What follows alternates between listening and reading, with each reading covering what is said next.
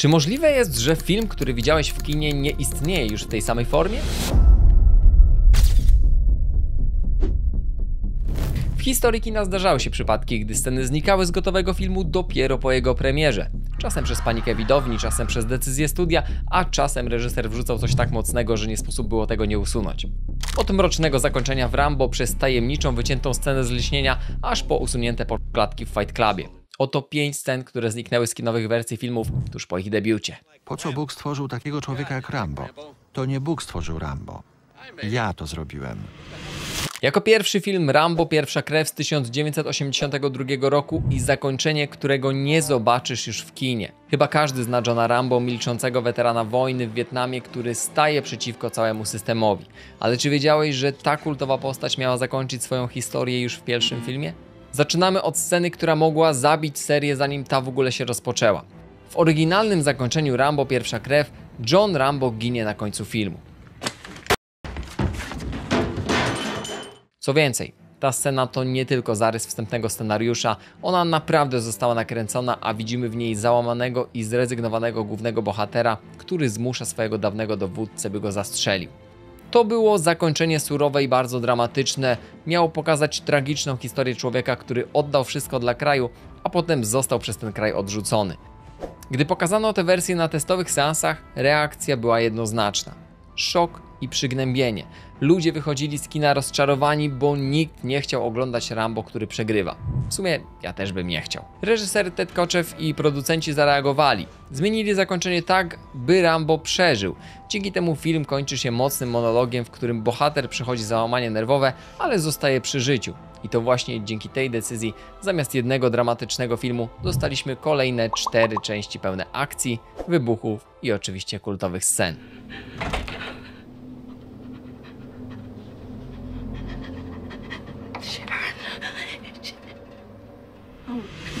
Rambo to dopiero początek. Czy słyszeliście o scenie, która była tak przerażająca, że twórcy postanowili jej nie pokazywać w kinie? Film Egzorcysta z 1973 roku to absolutna legenda horroru. Ta opowieść o opętanej dziewczynce, księżach egzorcystach i starciu z prawdziwym złem wciąż uchodzi za jeden z najlepszych filmów grozy wszechczasów. No ale nawet w tej produkcji jedna scena okazała się zbyt mocna nawet jak na tamte czasy. Chodzi o słynną scenę Spider Walk. Moment, w którym opętana Regan schodzi po schodach tyłem na rękach i nogach, poruszając się jak upiorny pająk. Scena została nakręcona, miała trafić do wersji kinowej i wstępnie się nawet w niej znalazła, ale szybko podjęto decyzję, by ją wyciąć. Dlaczego? Twórcy bali się, że ten fragment będzie zbyt szokujący dla widzów i że cały film zostanie przez to uznany za przesadzony, a nawet oderwany od rzeczywistości.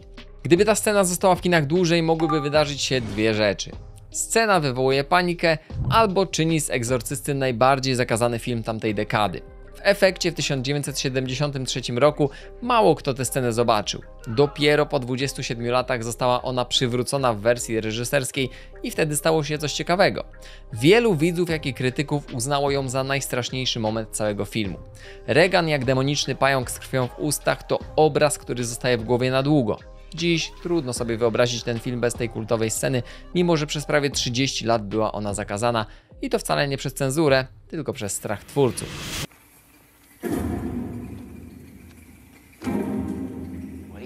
O czym chciałaś porozmawiać?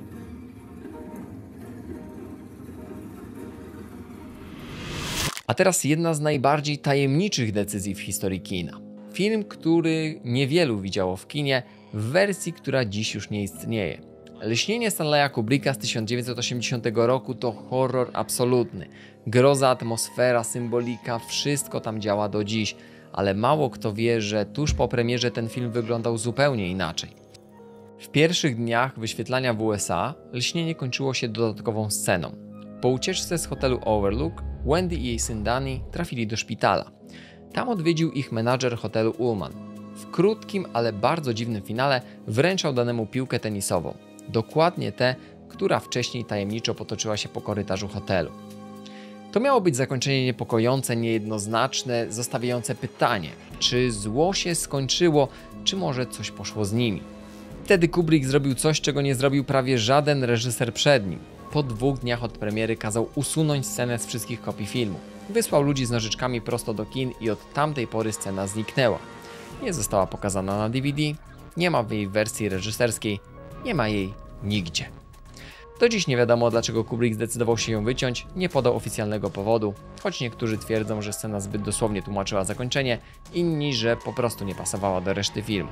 Jedno jest pewne, reżyser chciał, żeby zniknęła i zrobił wszystko, by tak się stało.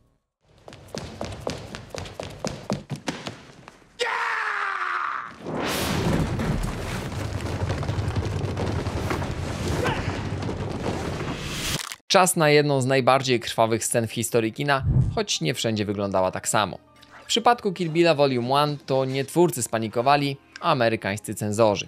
Wszyscy pamiętamy słynną scenę walki z gangiem Crazy 88. Uma Thurman z kataną w dłoni, dziesiątki przeciwników, masakryczna jadka w stylu Tarantino. Tyle, że jeżeli oglądałeś ten film w amerykańskich kinach, to widziałeś ją w wersji czarno-białej. I nie była to początkowa wizja reżysera, bo oryginalnie to był krwawy, kolorowy festiwal przemocy. Powód, dlaczego przedstawiono tę scenę w czerni i bieli, jest prosty. Pełna wersja była zbyt brutalna i groziła mu ocena NC-17, czyli zakaz dla widzów niepełnoletnich. Ta kategoria w Stanach była niemal jak wyrok, równoznaczny z komercyjną katastrofą. Tarantino, choć znany z bezkompromisowego stylu, musiał odpuścić przynajmniej w USA. W wersji amerykańskiej scena została przemontowana, a fragment walki zamieniono na czarno-biały, by złagodzić efekt przemocy i uratować dystrybucję. Ale nie wszędzie. W Japonii i Europie widzowie zobaczyli jej pełną wersję. Sam Tarantino przyznał później, że chciał, aby film był zbyt brutalny dla Ameryki, no i chyba mu się udało. Co ciekawe, dziś to właśnie czarno-biała wersja stała się kultowa, choć pierwotnie była ona po prostu kompromisem.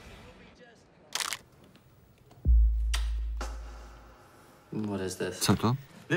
Oparzenie środkiem żrącym. Ale są też tacy reżyserzy, którzy wolą iść w drugą stronę i wrzucają do filmu coś, czego widz wcale nie powinien zobaczyć. Dziś Fight Club z 1999 roku uchodzi za film kultowy, ale mało kto wie, że wersja, którą znasz, nie jest do końca tą samą, która trafiła do pierwszych widzów. Na samym początku zawierała coś, co potem zaczęto wycinać i to dosłownie klatka po klatce. To dzieło, które nie tylko opowiada o manipulacji, ono naprawdę ją stosuje.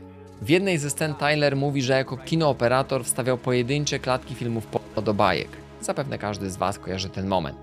Ledwie milisekunda męskiego przyrodzenia w środku seansu, ale wystarczająco, by coś z tego zostało w podświadomości. Co więcej, to nie była tylko filmowa anegdota. Reżyser David Fincher naprawdę zrobił to samo w Fight Clubie. W kilku momentach pojawiają się ukryte klatki z nagim mężczyzną trwające dosłownie ułamek sekundy. Większość widzów tego nie zauważyła, ale coś czuli. Dziwny niepokój i napięcie, dokładnie to, o czym mówi filmowy bohater Tyler. Dopiero gdy film trafił na DVD, fani zaczęli analizować go klatka po klatce i wtedy wyszło na jaw, że Fincher zrobił dokładnie to, co zapowiadał. Jak to bywa z kontrowersją, nie wszystkim się to spodobało. W wersjach telewizyjnych i na niektórych rynkach te klatki zostały oficjalnie wycięte. To jeden z najdziwniejszych przykładów sceny, która była, ale której dziś możesz już nie zobaczyć. Nie dlatego, że była za długa, ale dlatego, że była zbyt krótka, by ją zapomnieć. Dzięki, że dotarłeś do tego miejsca. Jeżeli ten materiał Ci się spodobał, to zasubskrybuj ten kanał i koniecznie obejrzyj ten materiał wideo. Widzimy się już za chwilę.